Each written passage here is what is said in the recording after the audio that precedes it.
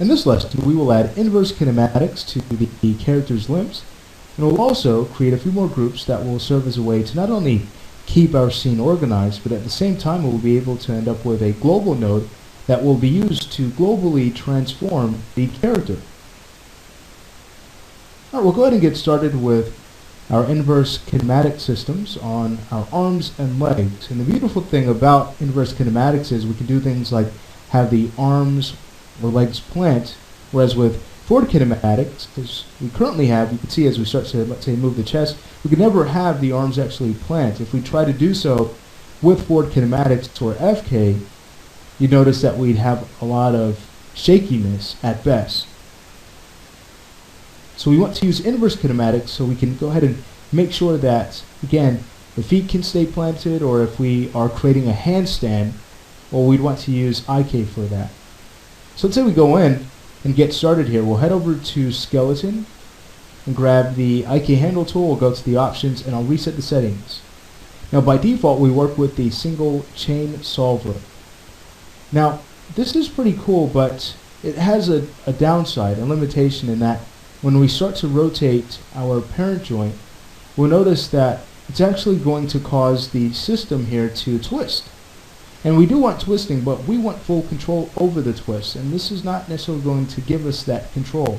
Whereas with the second choice, the rotate plane solver, this is going to be ideal for character animation because we can decide where we want that twist and when we want that twist to occur.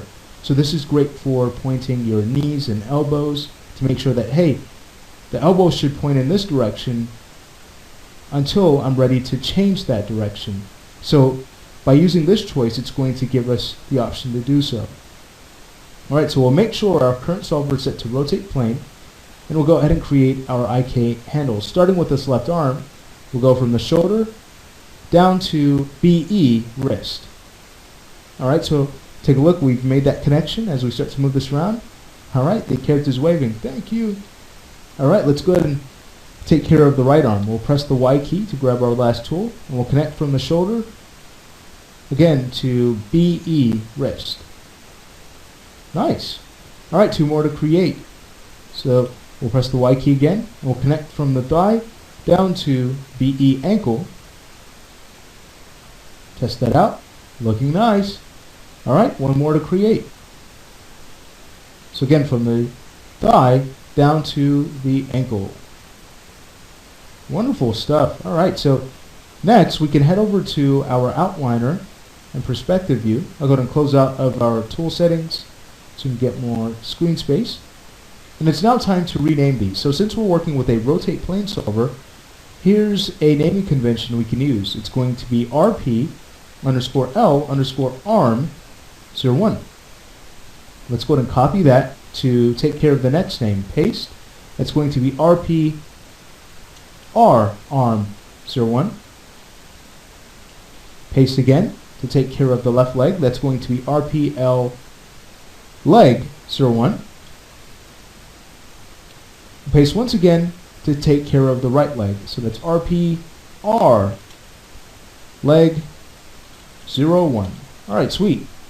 So now it would be a good idea to group all of these together. Let's go ahead and grab all four IK handles, and we'll now press Ctrl G. Sweet. Let's go ahead and name this group IKs01. So all of the IK systems we use can be stored here. Alright, so next, let's say we go ahead and remove our transform channels. We know how to do that. We'll go ahead and highlight all of them. Excluding visibility, we might want to leave that around in case we want to kind of hide this group. So I'll go to now right click and choose lock and hide selected. Alright, so now that that's done, we know that we can have this stored inside of the main character group. So I'll go ahead and control click that and press the P key. Now as of right now, we don't have a way to kind of globally resize the character because these groups here have been locked down. So this is where we can go in and actually create a global transforming node. So here's how this works. We don't want to globally move the objects that have been skinned because they're controlled by our joints, and as we have seen already, we'd run into double transformations. So instead, we'll go ahead and grab the skeleton group, the IKs group, eventually we'll create a controls group, and we want all of those groups stored in a global node. So with all of those selected, we'll now press Ctrl G to create our global group. Let's go ahead and name this global 01, so we know exactly what this is used for. And then we'll go ahead and get rid of visibility, so it's clear that, hey, we're only supposed to translate, rotate, and scale this node. Later, we'll go in and actually create a control, but for right now, this is going to work out just fine. And a control isn't actually needed. It is convenient to have one, but it's not needed. So if you wanted to kind of clean up your rig a bit and hide your global system, you could always just go ahead and work with a group instead. But this is nice, so we can go ahead and resize the character easily. We can move him around. We can reorient him. So if he needs to walk on, let's say, a ceiling, there we go. He has superpowers now. Awesome. I'm going to now zero out the translate and rotate channels. And I'll make sure the scale is brought back to 1. Wonderful. Well, that's going to finish out this lesson. So in the next lesson, we're ready to start thinking about controls. And I'd like to work from the bottom up. So let's go ahead and focus on the feet. We'll create a reverse bone system that will allow us to get a nice foot roll. And then from there, we'll start to create our animation controls. And we'll just move our way up from there.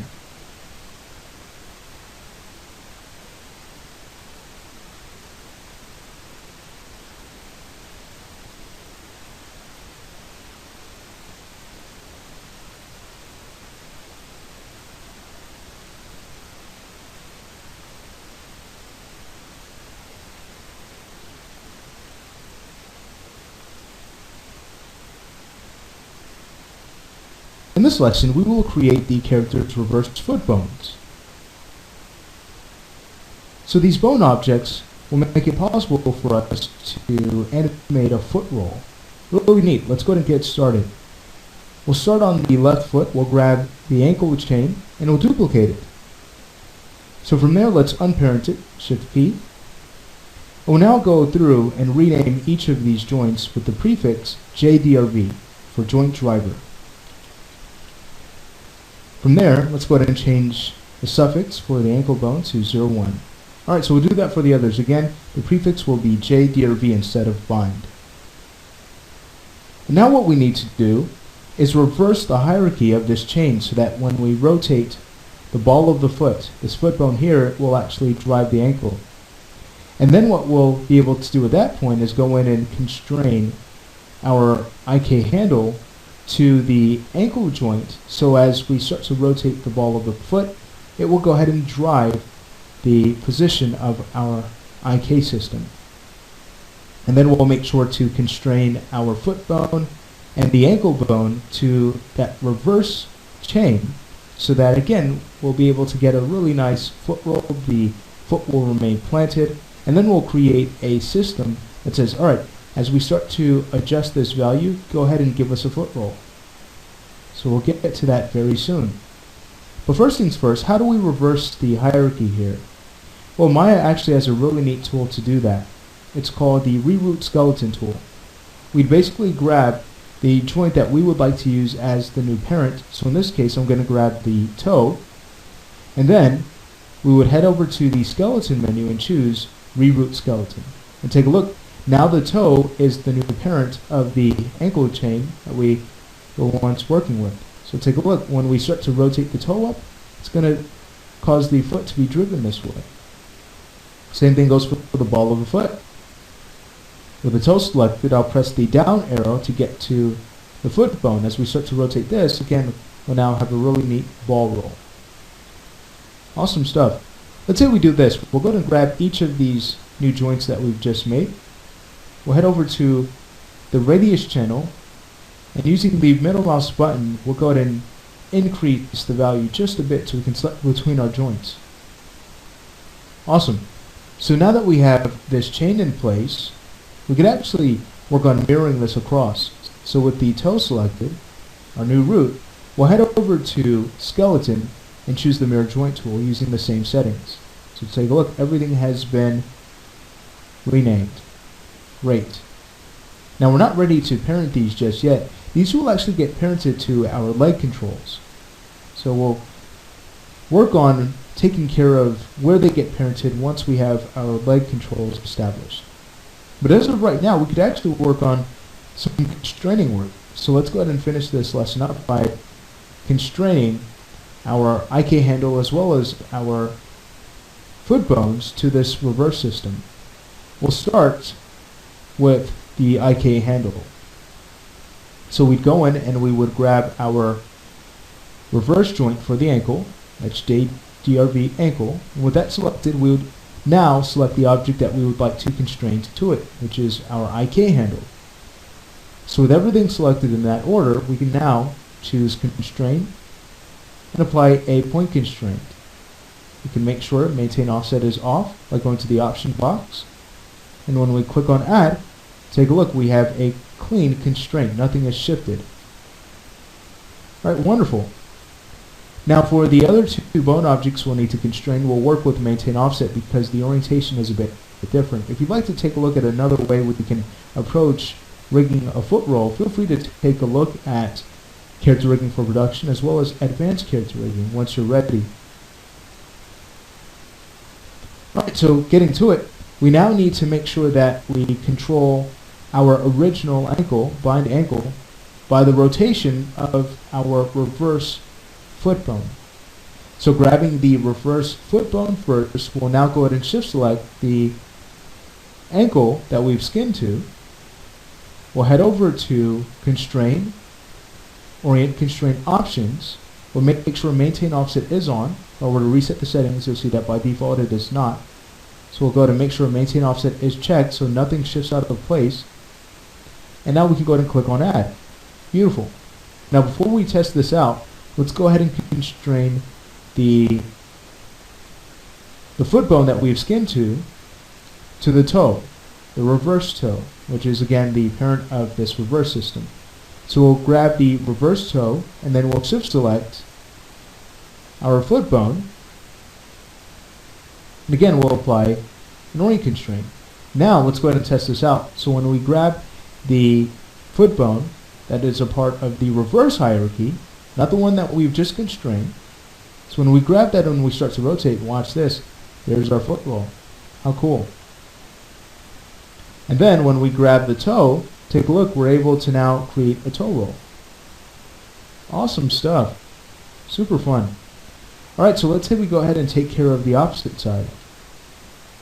Again, we'll go in and grab the reverse joint for our ankle. We'll grab the IK handle. From there, we apply a point constraint. Now we need to grab the reverse bone that's a part of the foot, and then we'll go ahead and shift select our ankle bone object that we've skinned to. Now we can apply an orient constraint. Alright, one more orient constraint to create. We'll grab the reverse toe, and we'll shift select the foot bone that we've skinned to, and we'll press the G key to repeat that last action. Alright, now we'll test this out. When we grab the reverse foot, as we start to rotate, there is our foot roll. When we grab the toe and we start to rotate, there is our toe roll. Awesome. So there we have it. We have set up our reverse hierarchy, and we've also made sure to constrain our foot chain down so we can get a nice foot roll. Later we'll go ahead and tie this to a custom attribute that we can use to quickly animate this type of behavior. But for right now, let's say we move to the next lesson and create our foot controls.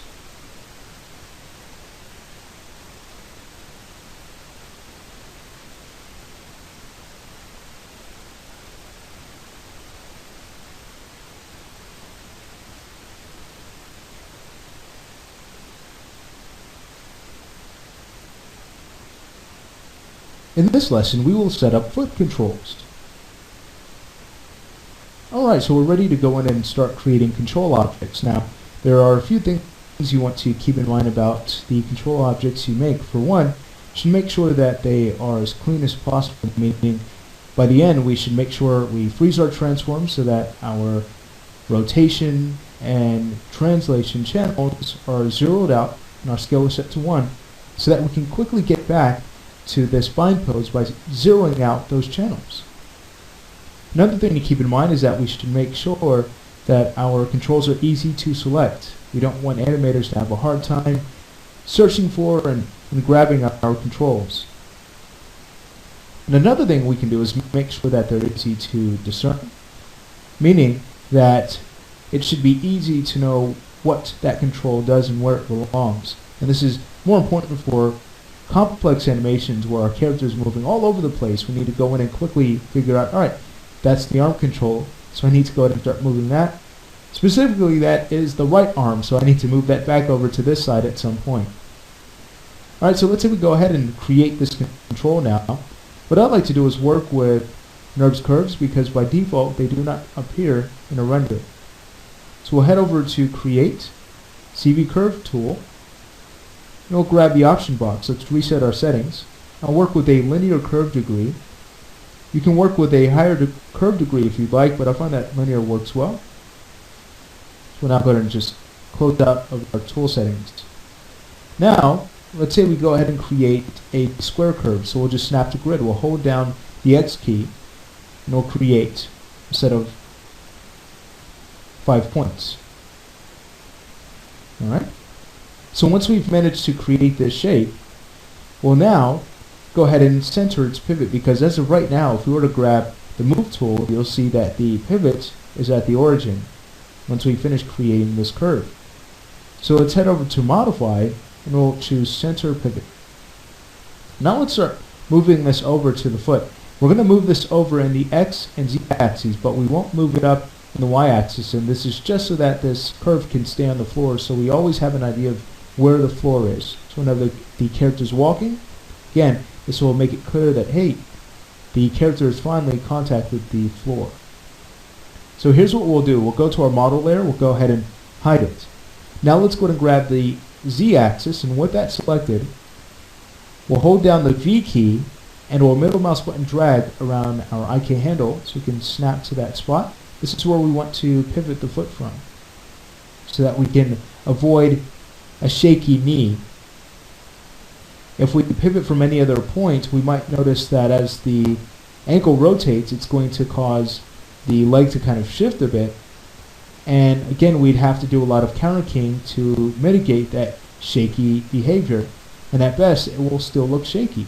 So let's go ahead and avoid that by making sure we pivot from the ankle. So we'll take a look at that soon. We'll now go ahead and grab the X axis. We'll hold down the V key and we'll go ahead and snap.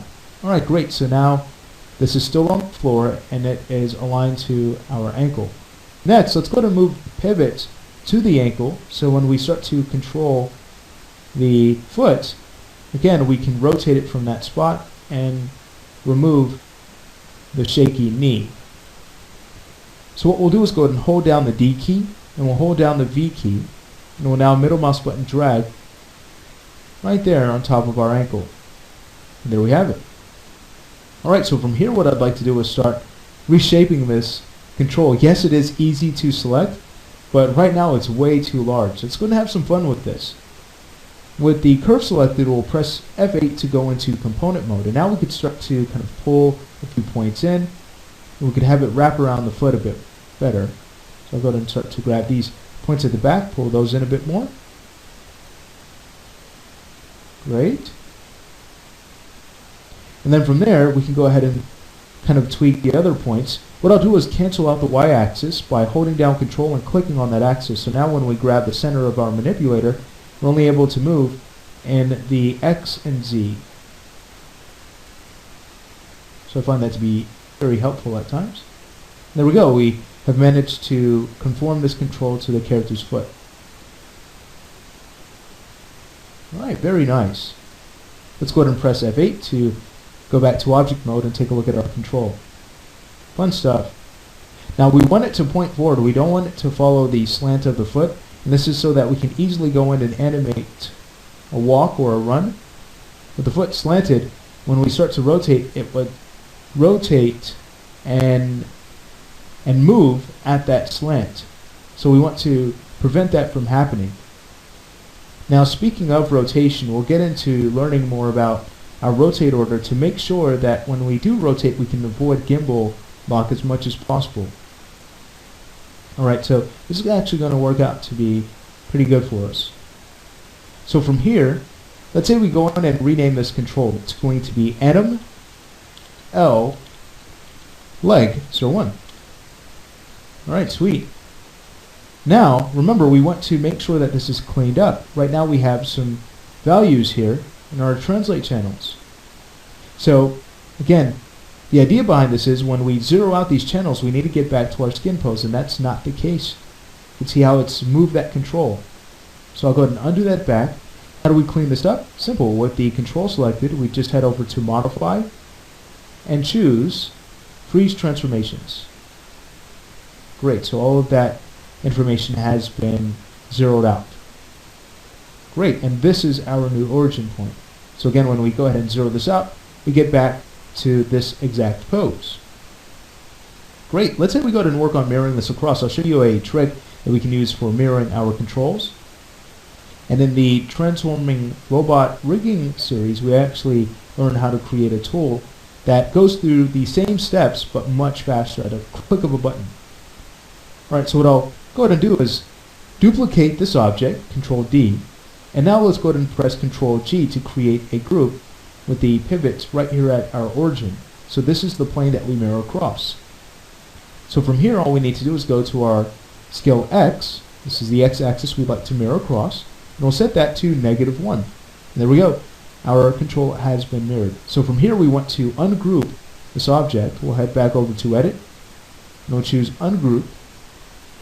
And now, we'll go ahead and freeze this down. You can see we have some values here to clean up. So we'll just head over to Modify, Freeze Transformations. Beautiful. So now it's a matter of going in and renaming this object. That's going to be anim R leg 01. Alright, sweet.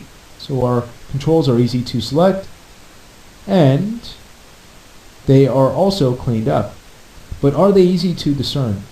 Kind of, because you can look at the shape and say, hey, this obviously belongs on the right side and this on the left side, but they're the same color right now. So what we can do is go in and color code these so that we know for certain that, hey, this is the right side and this is the left.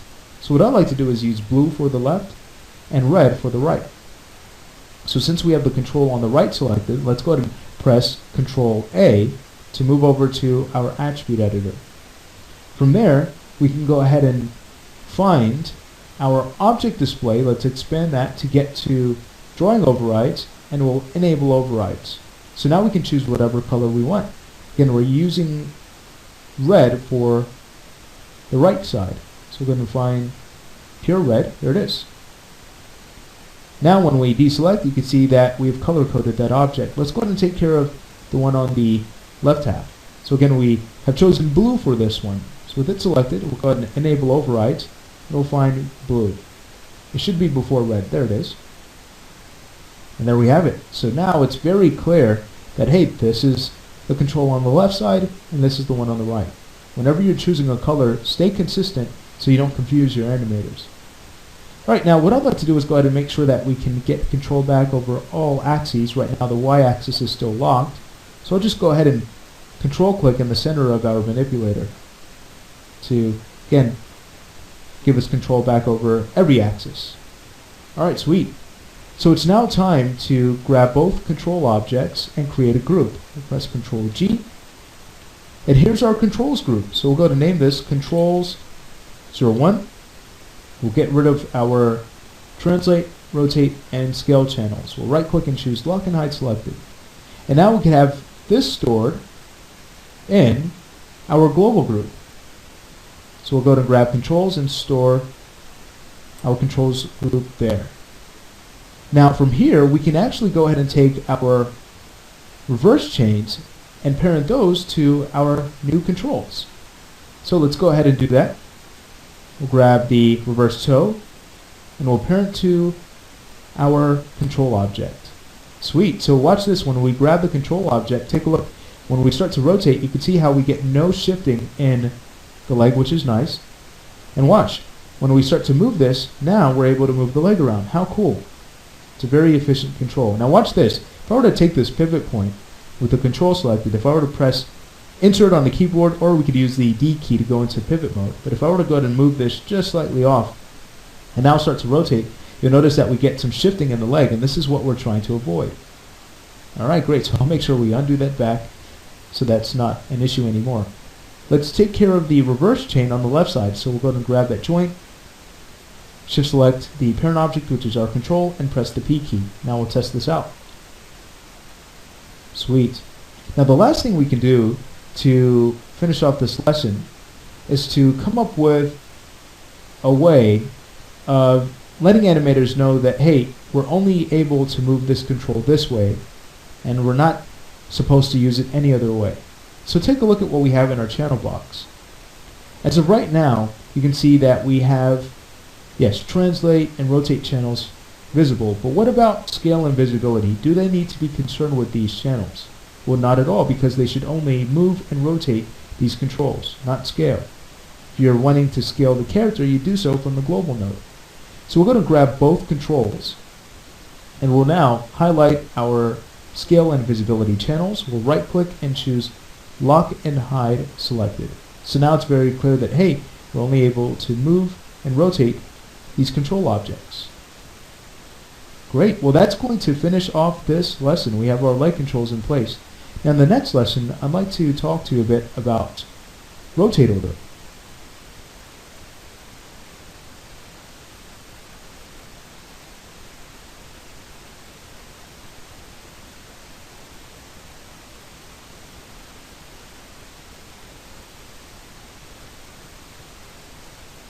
In this lesson, we will learn how to choose a solid rotate order for our controls. If we choose a good rotate order, we can prevent gimbal lock as much as possible. And gimbal lock is essentially a point where our animation tends to flip because two of our rotate axes overlap and we lose control in one axis. Let's take a close look at this. We'll grab our left leg control object. We'll press the E key to grab our rotate tool. Now let's go ahead and switch this from local mode to gimbal mode. So hold down the E key and the left mouse button to get to our rotate settings, and we'll go ahead and choose gimbal. Now gimbal is going to show us the true orientation this object has. So watch, as we start to, let's say, rotate in the y-axis, eventually we get to a point where we lose control in the x-axis because it now overlaps the z-axis. So if we try to animate in local mode, if I were to go ahead and switch this back to local, you'll see that it doesn't quite show us that, does it? It looks like everything's fine, but we would notice problems when we actually started to go in and create keys. And take a look at how many values are updating right now and how drastic that changes. So you can see again why it's important to come up with a good rotate order so we can prevent issues like this. So how do we choose a good rotate order? It really depends on the animation you're working on. And the rotate order of one control or two controls may not be the rotate order you'd want to use for every single control. It really depends on what you need. For the upper body, I like to make sure that the twist axis is what is driven by the other two axes. And then from there we can make sure that the tilt axis drives our bend axis. So if we were thinking about this leg control as an upper body control, a good rotate order might be Y, X, Z. Again, by doing so, we can help to prevent gimbal lock issues. Now, how about this leg control? Well, we have to think about how it will move, and according to that, we will know what to tweak our rotate order to in order to make sure that it will work best for this leg. So let's go ahead and switch this back to gimbal mode. And we'll go ahead and take a look at a few options we have. We'll press Ctrl A to switch over to our attribute editor. We'll then go ahead and move over to our transform tab, the first one here. And underneath transform attributes, this drop down, here's where we'll find our rotate order. Alright, so right now it's set to XYZ, which is the default for every control. Well, let's go ahead and change this. What happens if we switch this to, let's say, YZX? So based off of this, what do you think will happen? Well, The Y will be driven by the Z-axis, so what that means is as we start to move the Z-axis, take a look, it drives the Y-axis. Whereas if we move the Y, it's not going to drive anything, because it's evaluated first. So this lets us know that the X-axis is going to drive everything. So is this ideal? Well, let's go ahead and take a look. What happens if we tilt the foot up and we start to rotate in the Y-axis? Well, take a look. It might look just fine, but you can see how the X-axis, or our bend axis, is not being driven by our twist axis for this foot. So if we try to animate a bend after we added a twist, it might be kind of annoying. So let's go ahead and choose something else. For this control, I think a rotate order of X, Z, Y would work great. Let's go ahead and take a look at that. So with this, you'll see that when we start to drive our twist, alright, it's controlling the other two axes. Watch, now it's very easy for us to go in and animate a bend in the X-axis. And take a look, we can go ahead and slant the foot in the Z-axis, and we still have our bend, and we have a very convenient twist. So in this case, our light control might be best with a rotate order of X, Z, Y. Alright, sweet. So let's go ahead and use that for our two controls. So I just wanted to point that out to you, why it's such a good thing to go in and change your rotate order to make sure that you can prevent gimbal lock issues as much as possible. This is not going to remove gimbal lock entirely. If you start animating your control in a very crazy way, well, you might run into some crazy results. So you just want to be really careful about that. What I'll now do is go ahead and switch the rotate setting back to local mode. So we can quickly go in and pose the character out. Alright, sweet. So again, in this lesson, we learned about rotate order and why it's a good idea to change it when it's required to be changed in order to help us prevent gimbal lock.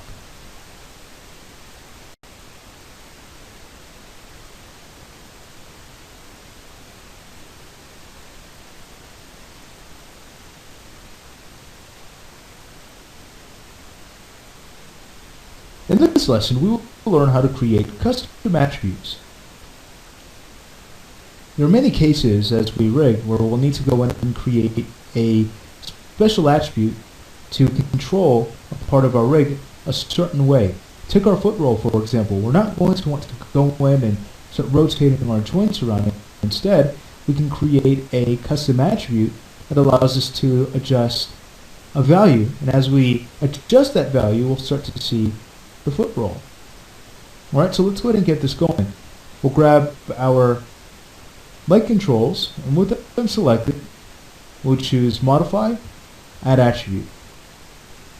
Now take a look, we can choose between various types we'd like to use for our attribute.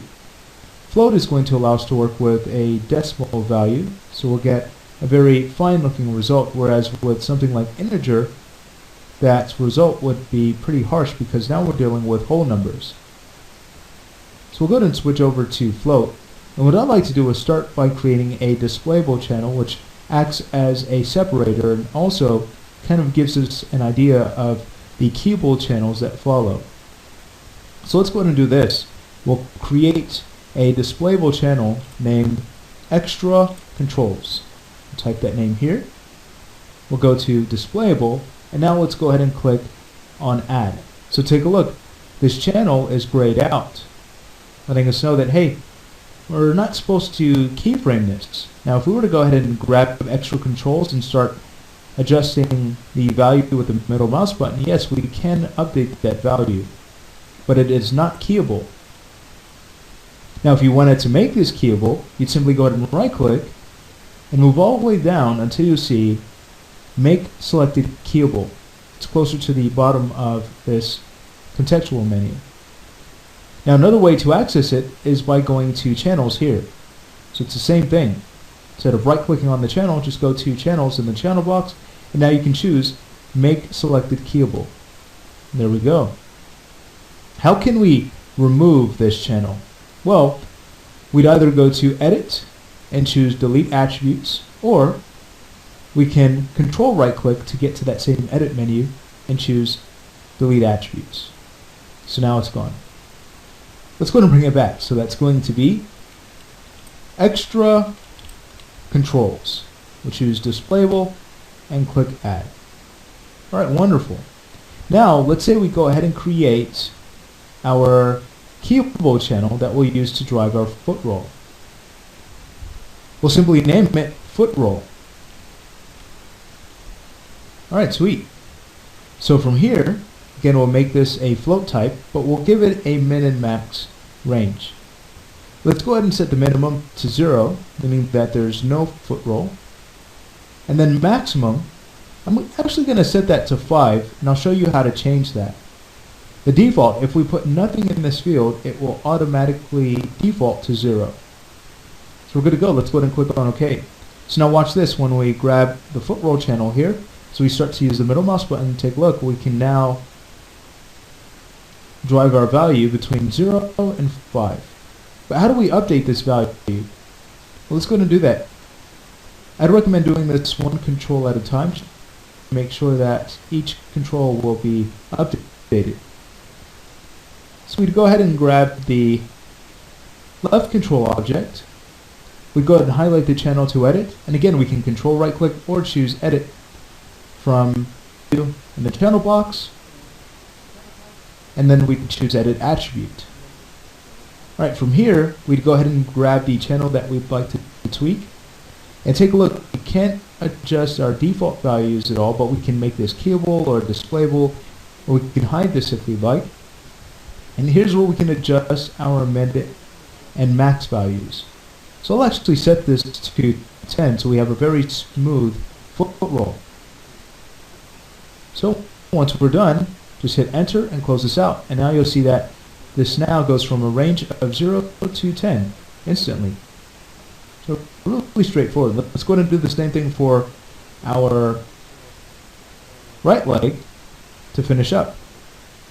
So we'll go ahead and highlight our foot roll channel, go back to edit, and choose edit attribute. From there we'll go ahead and grab the foot roll, and we'll make sure that its max value is at 10. Let's go ahead and hit enter, close this out, and there we have it. Alright, so now that we understand how to create custom attributes, now we can start to have these attributes control something. So let's say we go ahead and move to the next lesson and learn how.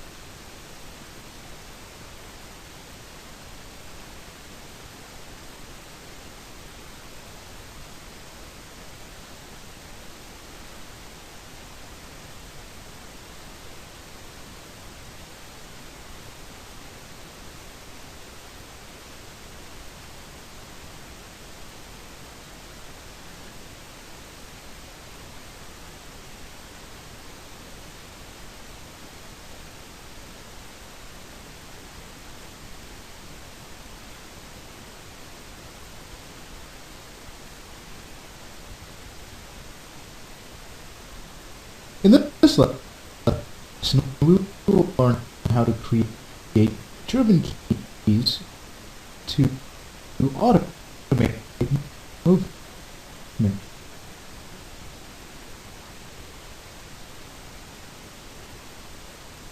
So now it's time to connect our foot rig to our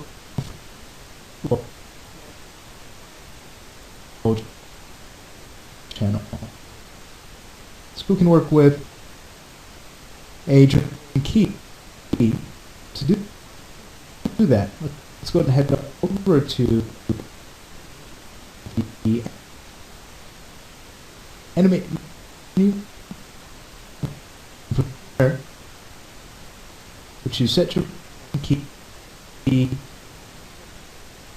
Go ahead and grab set options. Alright, wonderful. So the light control is going to be the driving object, so we'll look at that as the driver.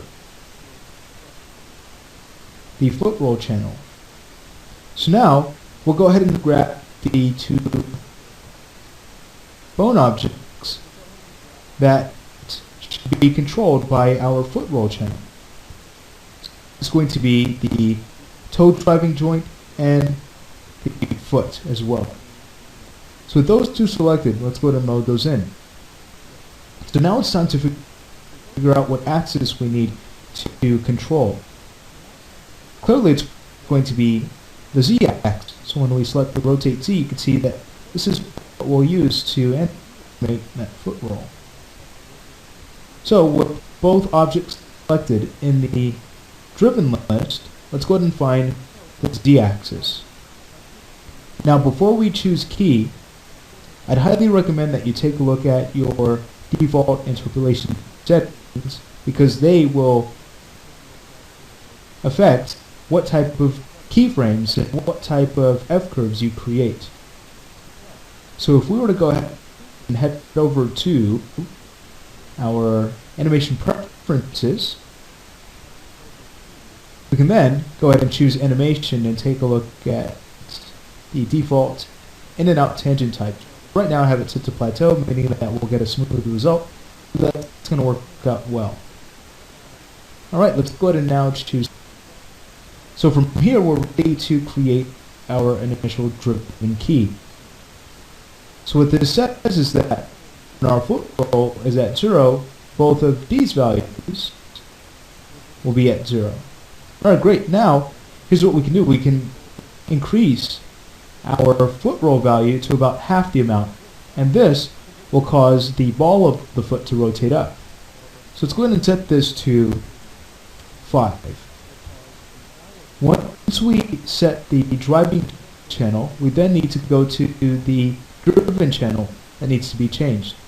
Let's go ahead and take a look at the foot. So with that selected, we could start to bring it up. So I'll bring this up to, let's say, about a value of -30. Alright, so I think that this is a good pose for a value of 5. So again, once we have these channels highlighted, we can now go ahead and choose key. I'm also going to grab the toe and set a key of 0 when we have a value of 5 on our foot roll, to make sure that the toe rotates until after we move away from a value of 5. So once we have set these driven keys, now it's time to basically finish up. So let's make this fun. We'll head over to the foot roll, set this to 10. So now it's time to take the toe, rotate that up. So I'm going to bring this up. So let's say about a value of -70. We're getting a little bit of a pull, but no worries, because here's what we're going to do. We're now going to take the foot and we're going to rotate that back. So we're going to counter rotate it, so we get this really smooth result. Let's go ahead and set its value back a bit more. Let's say to about a value of +40. Alright, wonderful. So now we can go ahead and highlight both of our joints, or we have the rotate Z highlighted and the foot roll channel, and we'll now create a key. So watch, when we go ahead and grab our foot control as we start to use the foot roll, take a look, we have this really neat looking blend. Now how can we improve this? Because right now when we get to a value of 5 and then once we pass that, it still looks kind of rigid. Well, since we've created keys, we could actually go into the graph editor to this behavior even further. So watch this. We can go and grab the toe, and then we can head over to Window, Animation Editors, and find the graph editor. I'm going to bring it over. So from here, we can start to adjust those keys that we saved. So here's the key when we get to a value of 5. You can see it's at 0. But to make this blend a little bit better, let's go ahead and drop this key a bit. So with it selected, we'll grab a move tool. We'll start to move this key. I'll hold down Shift so we can lock our movement and value when we start to slide up and down. if we slide left and right, it will move the key's value in time, or in the time field, which is actually simply the driving channel. It has nothing to do with time here. So remember, in this time field, it's just the driving channel's value. So I'll go ahead and set that back to 5. And instead I'll go ahead and take this key and spread out our F-curve a bit more. So now what we can do is go ahead and take our tangent handle here, and we can start to drag that down with the middle mouse button. Smooth this out a bit. Go ahead and take a look at this key value. I might go ahead and round this out to about a value of, let's say, -10. I think that will work out well.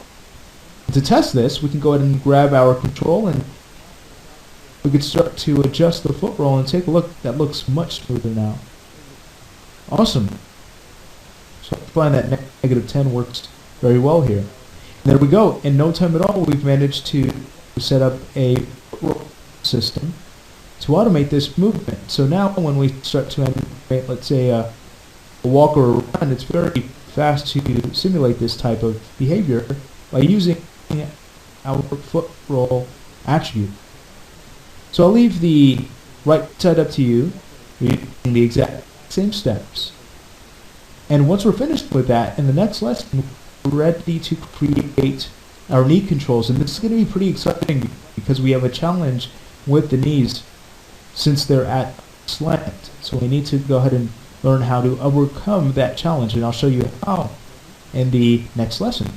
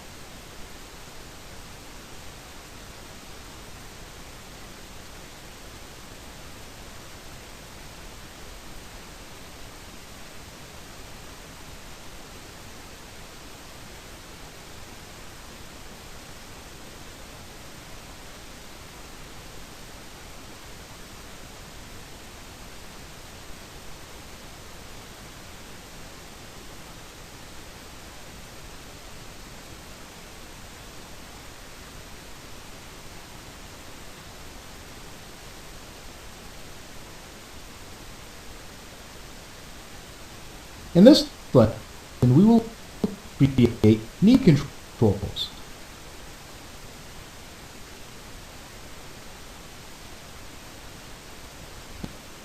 As we saw on the previous lesson,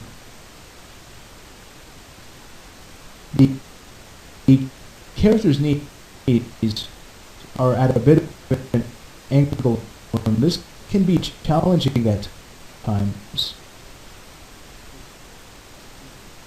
The main challenge is when there's a bit of twist to the leg. So if I were to go ahead and grab the IK handle first, and I'll set the IK blend to 0, so we can start to rotate this in FK mode. We were to now go to the rotate X and kind of add a twist to this leg. Sometimes you have characters that do this type of orientation, but the only problem is, how can we create a control that will cause this leg to shift when we apply a pole vector constraint? I'm going to go ahead and show you how to get around that. It may not be necessary for this leg, because I think straight enough where we wouldn't even notice any shift if a shift occurred. But you'll know how to get around that. Alright, so let's go and get to it. I'll grab the IK handle and I'll set the IK blend back to 1, so we can now start to work with the inverse kinematics. Next, let's go ahead and hide our model. From there, what we do is go ahead and create a polygonal object. And then we can start to move the point that's connected to the knee forward, and as we start to move that forward, it's actually going to move based off of the normal of that surface. And what's great about that is we can just snap our control to that point. And then when we apply our pole vector constraint, there will be no shifting at all. It's a little trick to use. Alright, so let's go ahead and get to it. Going to our hotbox with the spacebar, we'll go ahead and head over to Mesh. We'll go ahead and turn this menu off so we can see the tool we need to work with. It's the Create Poly tool. Let's select that. Alright, now with it selected, we can now close out of our menu here. We'll hold down the V key and we'll click to create a point at the thigh, and at the knee, and then finally at the ankle. And take a look, we have a plane created. Alright, so from here we can go ahead and go to component mode with F8. We'll grab the point that's connected to the knee. If we were to now grab our move tool, you'll see that right now it's set to local mode. But what we want to do is move according to the normal of this plane. So let's go ahead and hold down the W key and left mouse button, and it'll switch this to normal average. Now take a look. You can see how our manipulators changed in order for us to move according to the normal space.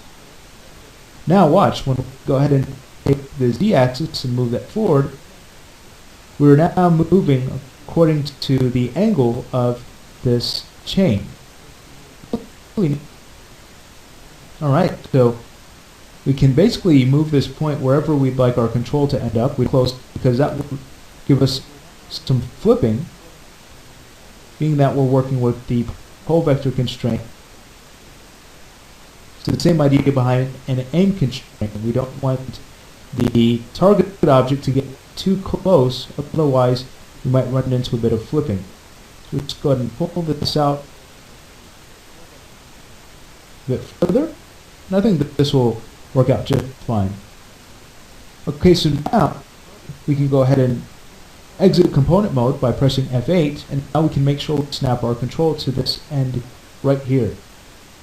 Since we no longer have normal average mode, let's go ahead and switch this back to, let's say, local mode, just to be on the safe side. Alright, so now it's time to build our control out. Let's say we make this interesting. We'll make a diamond shape. So I'll go to Create, Polygon Primitives, and we'll create a platonic solid. Now, from its shape node in the channel box, let's go ahead and switch this over to an octahedron. Alright, wonderful. So now we have this diamond shape. Let's go ahead and take this and move this forward. And what we'll do is go ahead and snap to each point here until we've created our control. So I'll go ahead and head back over to our CV curve tool, make sure it's set to linear. We'll go down the V key, and we'll go ahead and snap to each point. If you accidentally miss a point, you can always work with the Add Points tool or the Edit Curves menu to create the point that you missed. Alright, so there we go. There's one part of it. Let's go ahead and continue this. And it doesn't matter if our points overlap. So no worries. It's not going to break the control. Alright, so there's the next. Let's go ahead and finish this out. So I'll go ahead and snap, snap. We'll go around our diamond. And we're just looking for spots that need a point. So I'll go up to the top. I'll go over to the side. I'll go to the bottom. And then I'll move back up to the side. This looks pretty good. We'll just double check and make sure that every side has been accounted for. And now we can press the Enter key. And there is our control. We no longer need the polygonal object. So with it selected, we can hit the Delete key.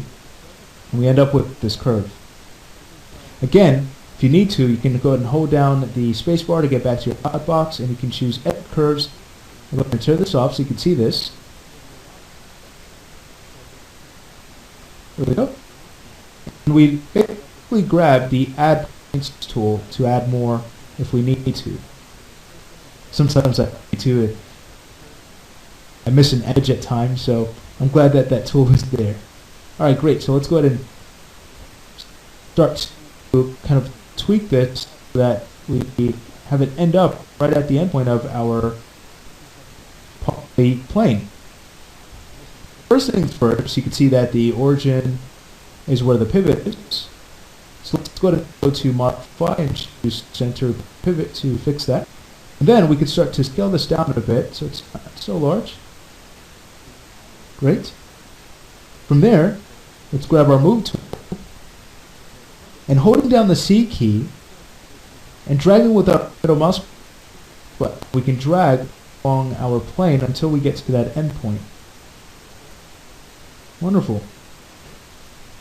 So from here, we can now get rid of the plane that's no longer needed. We can go ahead and grab our control. We can work on mirroring it across. So we know how to do that now. We would duplicate the object, press Ctrl G to group it. Group is at the origin now. So we can now go to our scale X and set that to -1. Now we'd go to Edit and choose Ungroup, and then we would freeze the object. Great. I'll also go ahead and make sure that the object on the left half is also frozen. Let's just go ahead and press the G key. Let's now go ahead and rename these. So that's going to be enum L E 01. I'll go ahead and copy that name and take care of the right side.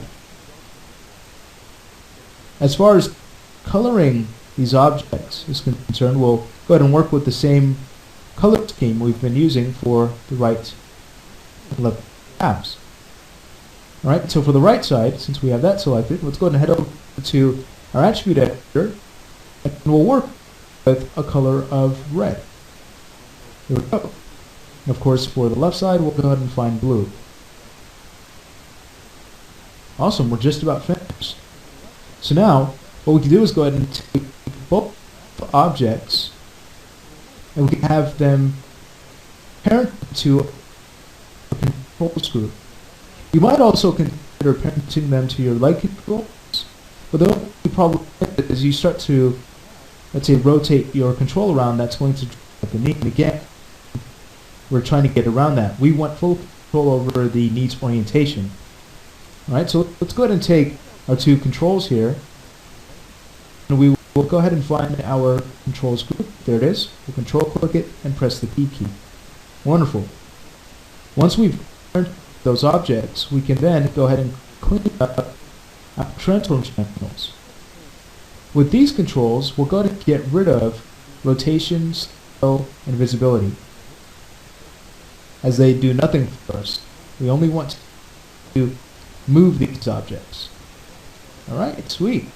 So now we're ready to apply our constraints. So grabbing the control first, we then go in and grab the IK handle and choose constrain pull vector. Take a look, no shifting.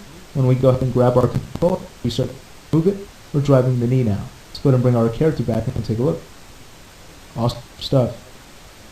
Alright, let's go ahead and take care of the right control. Again, we grab the control, shift select the IK handle, and now we can press the G key to apply the pull vector constraint. Awesome. Let's test this out. Looks great. So there we have it. We've managed to create knee controls, and we also learned how to get around issues where our leg chain is at a strange angle. So remember, just go ahead and create a little object, and then you can go ahead and move out your point according to the normal average of that plane. From there, you can go ahead and snap your control to that endpoint, and you're good to go. Awesome. So now that we're finished with this, that will basically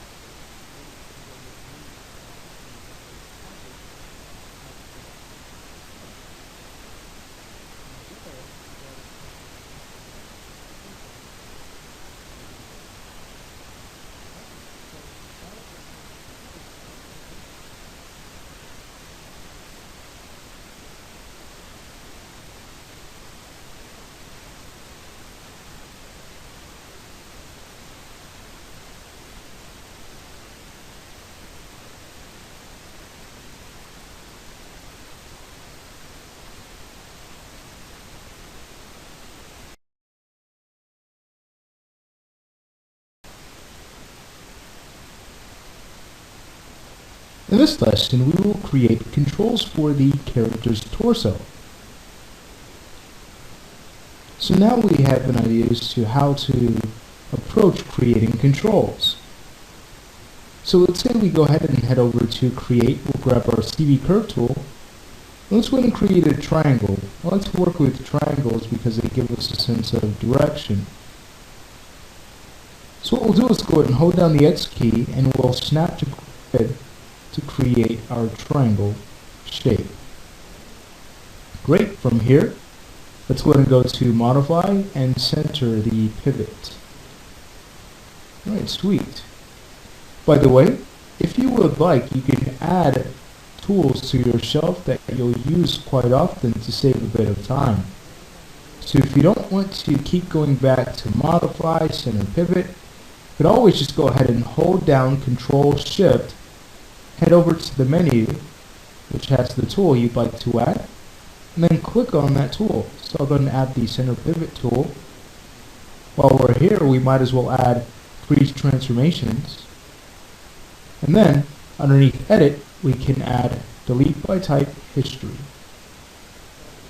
Great, so now, when we need to access those tools, it's very fast. Alright, let's say we go ahead and do this.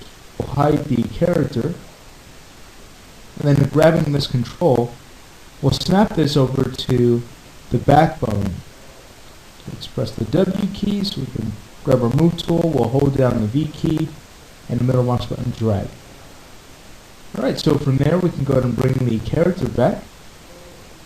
This is where we want to control the backbone from, right here from its joint. But the shape will need to change so it's easy to select. So let's go ahead and press F8 to go to component mode. You might also go to template mode on the model. We'll move our shape forward a bit. We'll go to our scale tool, go ahead and drag out its size in the Z-axis. Might also drag it out in the X-axis. Alright, great. Might move it forward just a bit more, and then we can go ahead and take a look at how this control looks in shaded mode. Alright, sweet. So now we have a control that's easy to select. Beautiful. How about a color for it? Let's go ahead and work with yellow for all controls in the center. So with this one selected, we'll press Control A. And now we'll go ahead and search for drawing overrides, enable, and we'll go ahead and search for the color yellow. There it is. Alright, sweet. Now from here, let's go ahead and press Control A again to switch back over to the channel box. Let's go ahead and grab our control. I'll hide the character, duplicate this object. Let's grab our move tool. We'll click in the center to refresh all axes, and let's go ahead and snap this over to the character's chest. Alright, great. We're now going to bring the model back and take a look at how the control looks. Excellent. So just making sure that these will be easy to go in and grab. I think that's going to work out well. So now what we can do is duplicate this object, hide the character, and then snap this over to the pelvis. Now let's go ahead and change something up here. Let's grab our rotate tool. We're going to rotate 90 degrees in our x-axis. So we'll have this point towards the floor. Now let's go ahead and scale this down, and we'll bring our mesh back just to make sure it's easy to grab this object. Might scale it up just a bit, but then I'll scale it in the z-axis. There we go.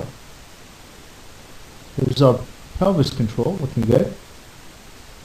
Awesome. So from here, it's basically just a matter of going in and renaming these controls. We could also freeze or transforms. Let's start with freezing because it's really simple. We just go in and grab each of those, and then we use freeze transformations. Awesome. Now from here, we can go ahead and spend the time renaming these objects. So the first one that we added to the back, this one will be named anim underscore back 01. Let's go ahead and copy this name. We'll rename the next curve that we aligned to the chest. So that's going to be anim chest 01. Alright, great. Now, we can go ahead and take care of the last curve, which will be named anim pelvis 01. Wonderful. So all of our controls are clean, they're easy to select. I won't get rid of any of the transform channels just yet because we have to parent these objects to our center of gravity control. That's the control that drives the entire upper body. So we want to make sure that we parent first, and then we go in and lock and hide those channels, because sometimes when we parent our objects, they'll inherit the space that the parent is in. And that actually happens every time we parent an object, but sometimes we might end up with values if there's an offset between the parent and child. For example, if I were to duplicate this pelvis, kind of move that over to the side, watch this. When we grab the pelvis right here, that's tied to the actual pelvis bone, if we were to now shift select our control that we've just duplicated and press the P key, you can see that now our pelvis control has inherited the offset it has between its parent. So if we were to go ahead and zero this out, it's actually going to move back to the parent's position. Alright, so I'll go ahead and undo that back. I'll make sure that our values are brought back to 0. So that's basically how it works. So it's a good idea to first parent your objects, and then you can go ahead and freeze your transforms if you need to, and then you can lock and hide your channels. Alright, wonderful. So I'd say to finish up here, what we'll do is go ahead and apply orient constraints using maintain offset. So we grab the control, we grab the bone object to constrain, orient constraint, again maintain offset, add. I'll grab the next control, the next bone object, which is the back, and press the G key. We need to do this one more time. So we'll grab the pelvis control, let's make sure to grab the pelvis bone, press the G key. So now as we start to move our control, take a look, that's looking really cool. And we'll grab the back and see we add some rotation here, and the chest as well. Neat stuff. Alright, so that's going to finish out this lesson. In the next lesson, we'll set up our center of gravity control.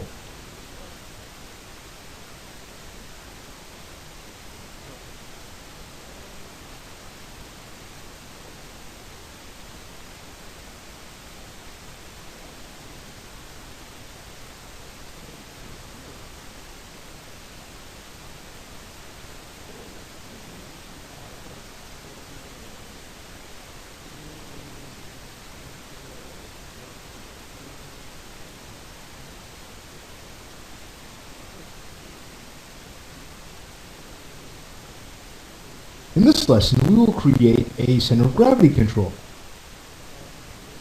Now for these controls, what I'd like to do is create a C shape, so it's very clear that it's the character center we're selecting. Let's go ahead and move over to our front view.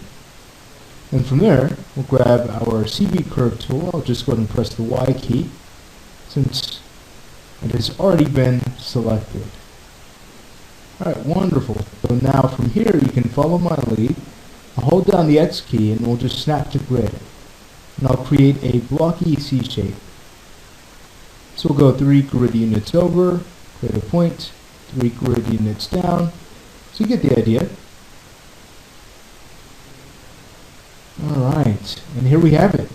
Let's hit enter to set our curve. Now from here, let's say we move back to our perspective view. We'll need to center the pivot on this object. Let's hide the character, and let's go ahead and snap this to the character center. So hold down the B key and snap. Alright, great. Now from here, we'll freeze its transforms.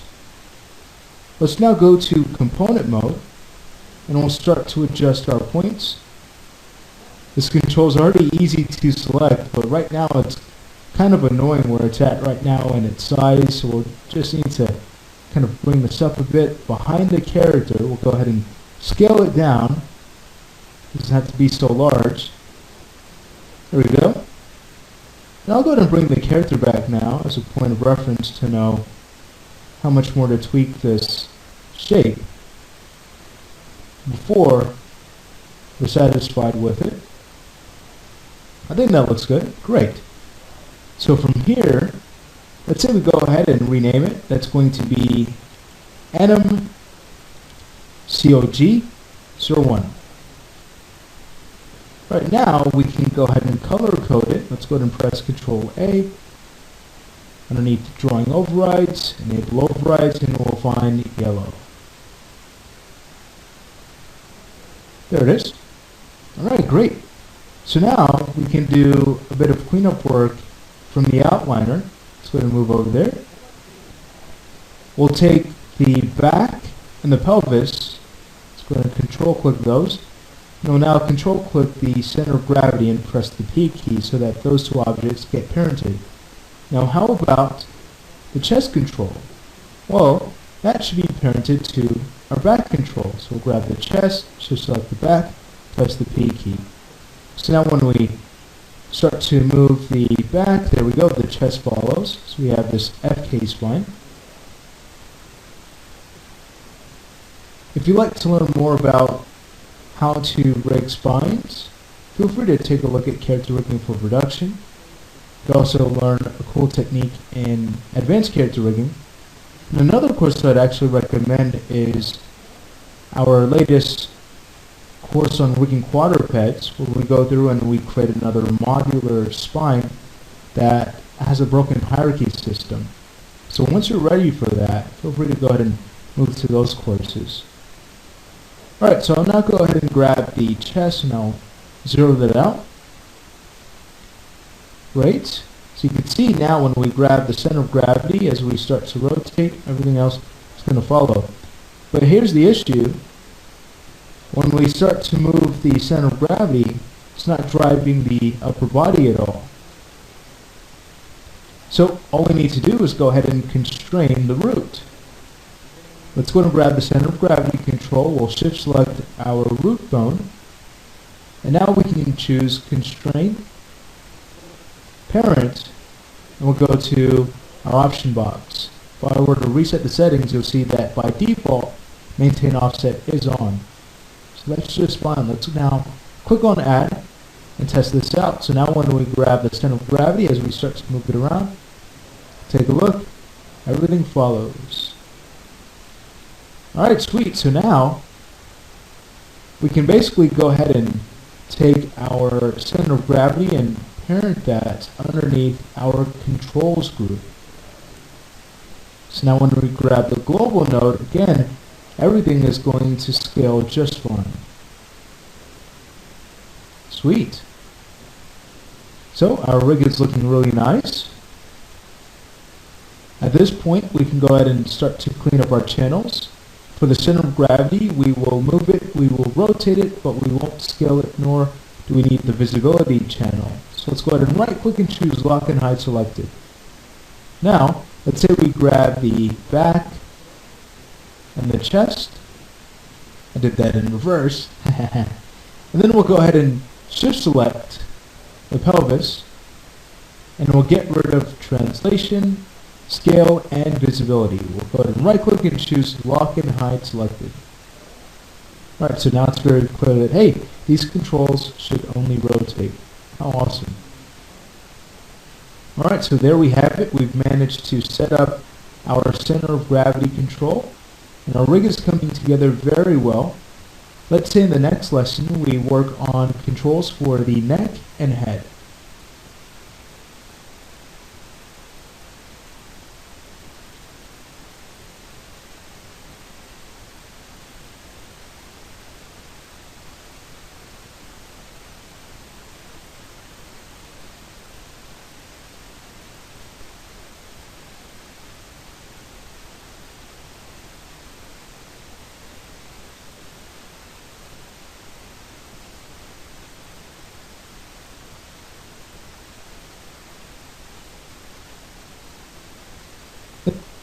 In this lesson, we will create controls for the character's neck and head.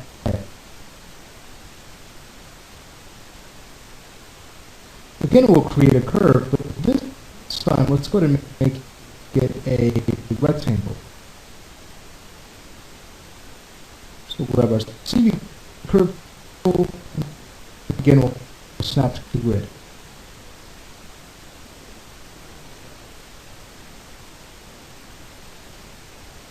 Alright, sweet. So from here, let's say we go ahead and center the pivot, and we'll rotate it 90 degrees in the x-axis, so it projects towards the body. Now, let's say we go ahead and template our character, and with this curve selected, we'll snap it over to neck A. Just middle mouse button drag, there we go. And now what I'd like to do is scale this and the z-axis to thin it out a bit. So Almost looks like a bar. Alright, great. So from here, what I'd like to do next is go to component mode. We'll grab our points, and let's go ahead and just raise this up a bit higher so it's easier to select. Great. Now keep in mind we have to fit just one more control inside of this space, so make sure that our control is thin enough. I think it'll be just fine the way it is. What I'd also like to do is kind of bring it in the x-axis so it doesn't protrude to the outside so much. Great. Let's now go ahead and head back to object mode. We'll duplicate this, and we'll now snap it over to neck B. Alright, sweet. So take a look. It fits nicely inside of this space. Now from here, let's go ahead and duplicate this and snap this over to our head bone, but we're going to tweak this a bit further. Let's go ahead and go back to component mode, grab all of our points, and we'll scale our shape out in the x-axis a bit more. Now let's go and grab the points at the top, and we'll translate them up higher, all the way to the top of the head. Now we can go ahead and taper these in a bit just to create an interesting shape. And there we go. So we have our neck and head controls. Let's say we go ahead and color code these. So with neck A, we'll start there.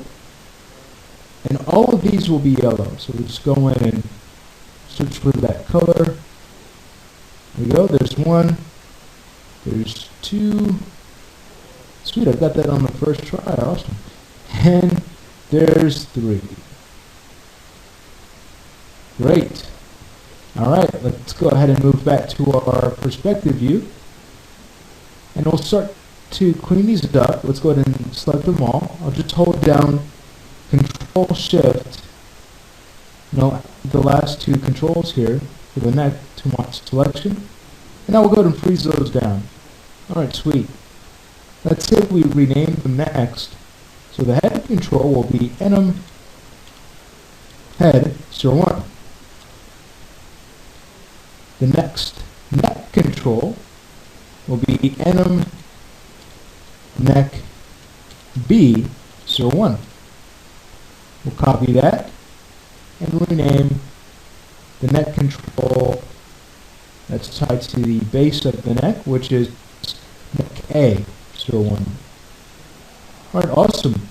Let's now work on some parenting work. We'll want to take the head control, parent that to neck B, and neck B will be parented to neck A. We can now take neck A and parent that to the chest. Alright, sweet. Now, grabbing all three controls, we'll get rid of our translate, scale, and visibility channels. Let's go and right click and choose lock and hide selected. Awesome. So all we need to do now is work on constraining our neck and head bones. So let's go ahead and finish up. We'll grab our head control, we'll grab the head bone and apply an orient constraint. We'll go to the next control, the next bone object, press the G key. Let's do this one more time. Great. So there are all three of our controls operational. Let's go ahead and test this out. I'll set the display layer to reference mode, and we'll start to rotate our controls. So take a look at that. I have some really fun controls here for the neck and head. Sweet. Alright, so that's going to finish up our work here. Again, take a look, we don't have much to do. In the next lesson, we'll go ahead and rig the eyes.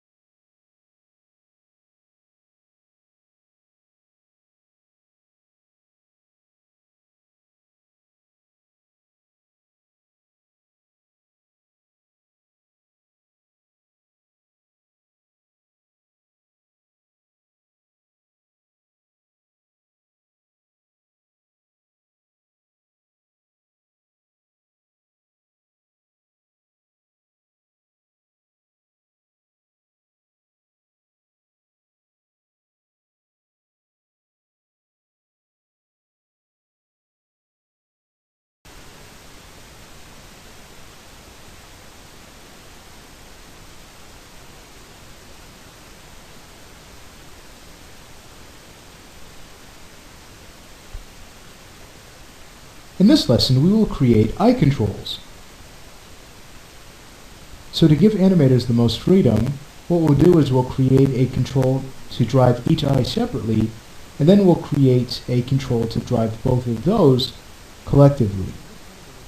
And then by the end, we'll make sure that that control can allow us to freely target the eyes so they can be animated naturally. So let's go ahead and get started with those separate controls first, and go ahead and create nerve circles. So we'll head over to Create, Nerves Primitives, and we'll create a circle. Alright, great. From here, let's go ahead and again rotate it 90 degrees in our x-axis, so it projects towards the character. Now we'll go ahead and hide the character, and we'll take this shape and snap it over to the left eye. Alright, great. Now from here, we can start to bring down the radius. So you don't always have to go to component mode.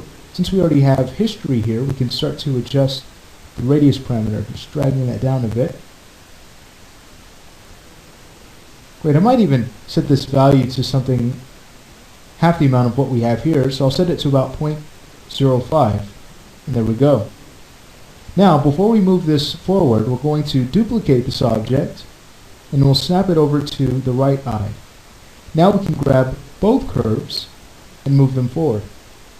I'll also go ahead and bring the character back. Look at how far these controls are. Alright, so that should work out just fine. Now, we'll go in and we will clean up the history, because the first curve we have here still has history. So if we were to go ahead and click on Delete History, take a look, that has been cleaned out. Great. And the other control is just fine. Now, with them still selected, we can go ahead and freeze their transforms. Great. Let's say we color code them next. So the one on the right side will be red. Let's go ahead and search for that. There we go. And we'll take care of the one on the left. Right, wonderful. Alright, so from here we can go ahead and work on renaming these. So that will be NMLI01. Let's copy this name and rename the one on the right side. Alrighty, so now we're ready to create our parent control. Let's go ahead and make that a rectangle as well. So we'll head over to our CV curve tool, and I'll just go ahead and press the Y key. We'll hold down the X key and snap to grid. We'll center the pivot on this object, and then again rotate it 90 degrees its axis. Now let's go ahead and center it between our two eye controls. So go ahead and select the two eye controls first. We'll go ahead and grab our curve. We'll go to Constrain, and we'll apply a point constraint with Maintain Offset off. Alright, wonderful. We no longer need that point constraint now, so we can always remove it from the outliner if we'd like. We're going to grab the point constraint from here and delete it. Now, let's go ahead and start to bring the size down on this control. I'll also go ahead and bring it in the Z-axis so it wraps around the two controls nicely. There we go. Alright, with it still selected, we'll go to Transforms. We'll also rename it. That's going to be NMEyes01. Let's now move over to our attribute editor so we can give this a color, and we'll work with yellow. Alright, great. Let's go ahead and move back to our channel box. We'll grab our smaller controls and parent to the main control for the eyes. Awesome. Now, as far as where we'll place this, we could parent it to the head, but the problem is, let's go ahead and take a look. I'll go ahead and shift select the head control, and we'll go ahead and parent the eyes there. When we start to move the head around, the eyes will never truly be able to target. What if we wanted to target a spot right around here? Well, watch this. When we grab the head control, now we'd have to counter key. We'd have to bring the eyes over there so that they can target that spot. So instead, what I like to do is leave the eyes parented to the controls group. That way we can move them freely without having to worry about counter keying them. Now there's also a way of setting up a dynamic parent system. You can learn about that in our quick start to rigging in Maya volume 2. But for right now, we'll get great control with this control system here parented to our controls group. Alright, sweet. So again, I'm going to take that, click controls, and press the P key. Wonderful. Now, as far as cleaning up our channels is concerned, we can go in and get rid of scale and visibility on the main control. We'll add rotation because sometimes we can use rotation to correct the eyes. We could also use them to create a googly eye type of effect. We'll take a look at that soon. Now for the sub-controllers here, we'll only leave translation, as rotation or scale will do nothing for us. Alright, great. So it's now time to control the eye's orientation. So you could always work with an aim constraint, but what I also like to do is work with inverse kinematics. Let's go ahead and take a look at how that works, because it's a very fast way to set up our eyes. So what we'll do is go ahead and hide our character. We'll start with the left eye. We'll head over to skeleton and grab the IK handle tool. We'll connect from the eye root over to its end joint. Sweet, let's go ahead and name this RP L I Sir 1. We can now grab our control, we'll grab the IK handle, and we'll apply a point constraint. This eye should not shift because we made sure that we moved this control back in just one direction. If it was kind of slanted, you can see how it's going to cause the eye to point and offset away from its position here where it's straight forward. Alright, so we want to be really careful about that. Alright, great, but watch this. When we go in and start to move this control, the eye will now follow. Again, it's a fast way to set up eye controls, and then when we grab the main control, we'll be able to drive both eyes. Let's go ahead and take care of that right side. So again, I'll hide the character. We'll grab our IK handle tool, just pressing the Y key. We'll connect from the root to the end joint. Let's name this RP RI Sir 1. And now we'll grab our control, we'll grab the IK handle, and apply a point constraint. Alright, sweet. So now when we grab this, and we start to move this around, take a look, everything follows just fine. How about that googly eye effect? Well, if we were to go ahead and grab our rotate tool as we start to rotate the Z-axis, take a look. I'll never get tired of that. Awesome. And then if we rotate in the Y-axis, we bring them together. Sweet. Alright, so we have a lot of control here.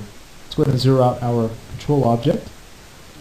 And we'll go ahead and find a home for our IK handles. We already have one. It's the IKs group. So we'll go ahead and control click those, control click the IKs group, and press the P key. And there we have it. So our rig is nice and clean. We already have our eye controls in place. Great. So let's say we move on to our arm controls in the next lesson.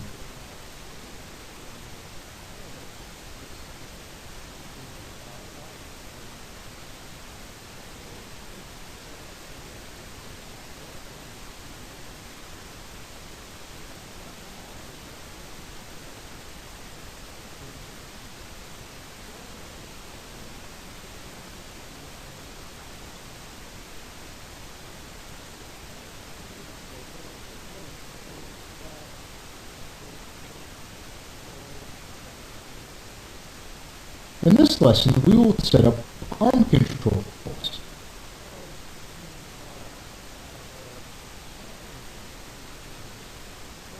Our arm controls will be done in the same way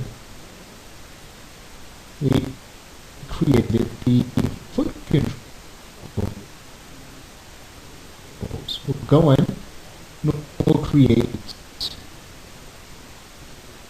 a curve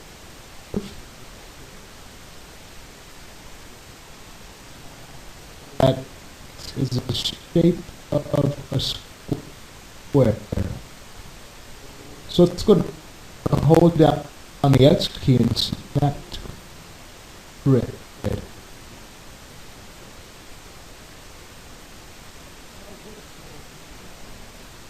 Alright, sweet. So from here,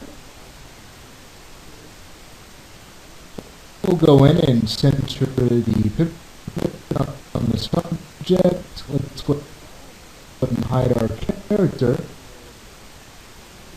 Let's snap this over to the left. Right.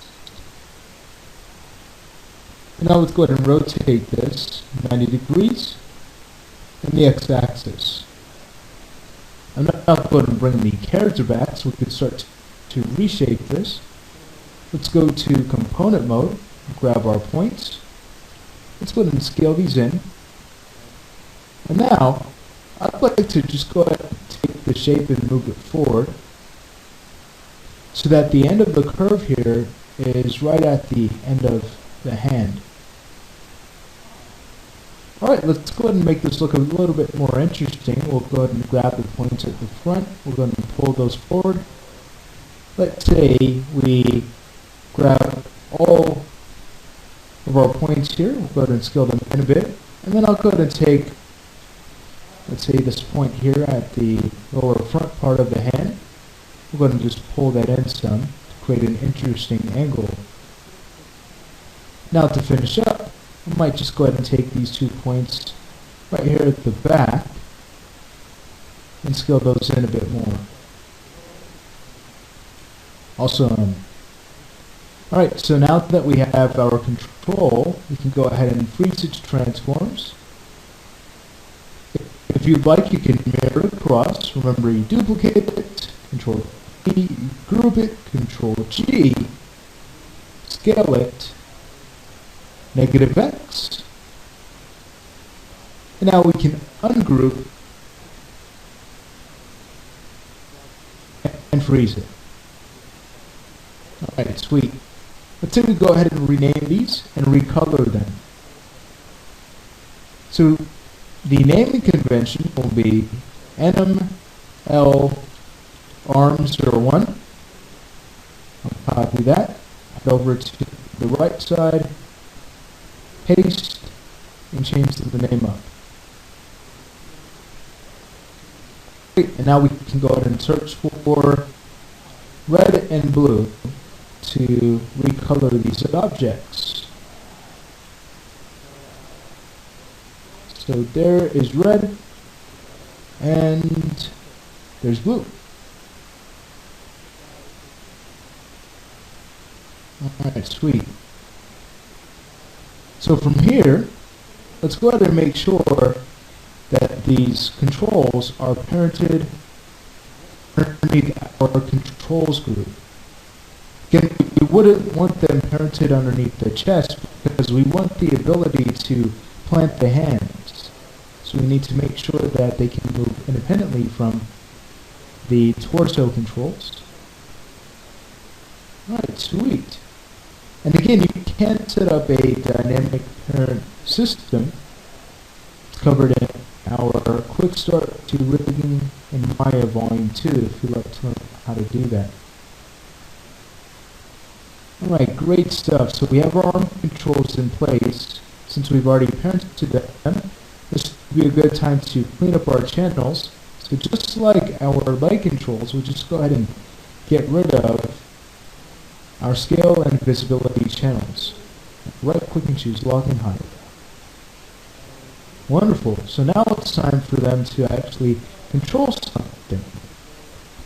Let's go ahead and start with the left arm. We'll go ahead and grab the control object, grab the IK handle, and apply a point constraint.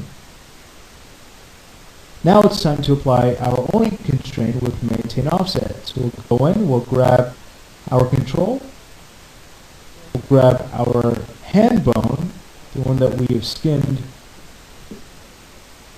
and now we can apply an orient constraint. So watch, so we start to rotate, notice the hand will now follow. As we start to translate this, the entire arm will follow. Exciting. We're getting some great results here. So we can go ahead and take care of the right side to finish up. That's our last step, so I'll leave that up to you. And then the next lesson we'll take care of the elbows.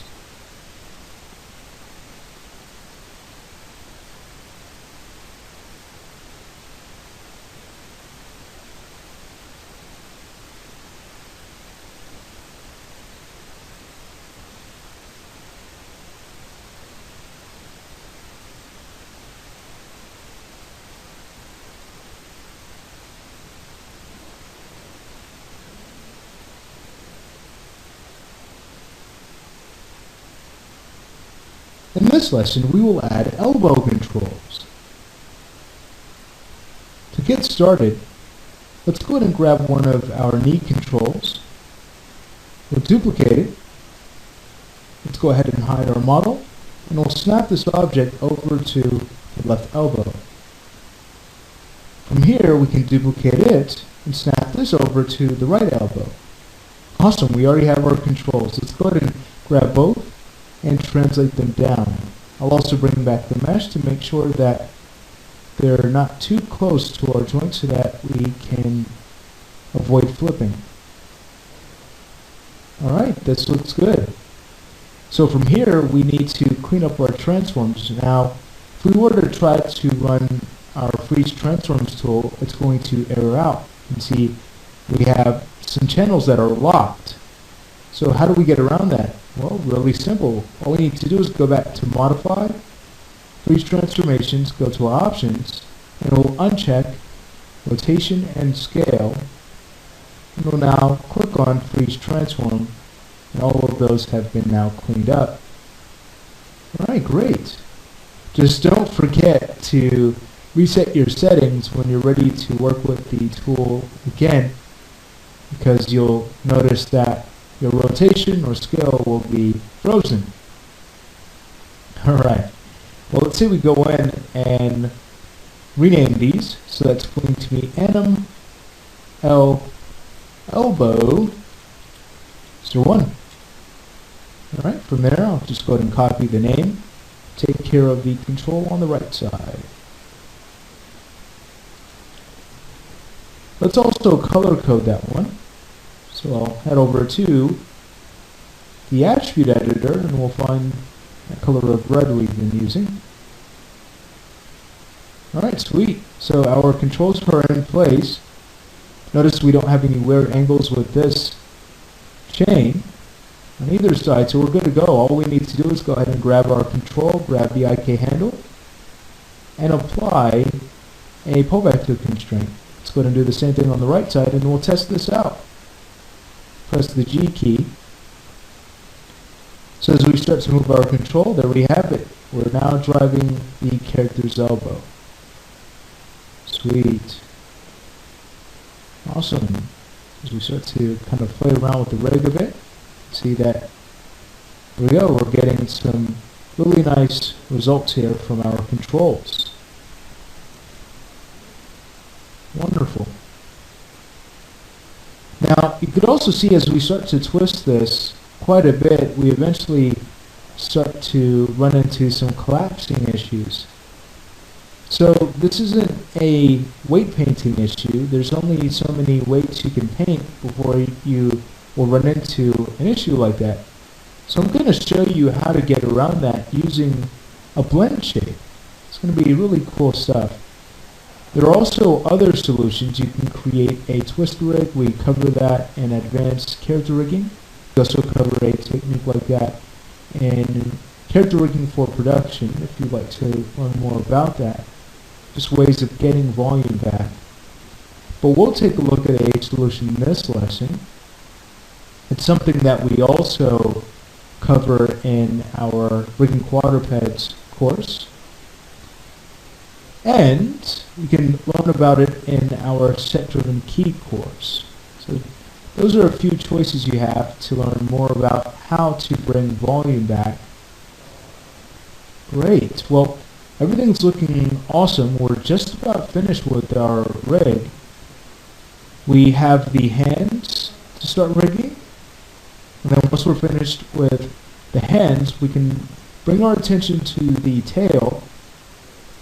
And then we'll make sure to add a global control, and we'll go ahead and do some cleanup work, double check our controls. And then our last task is going to be to work on creating those blend shapes to help us bring volume back so we get some really nice looking deformations in tricky areas like the shoulders.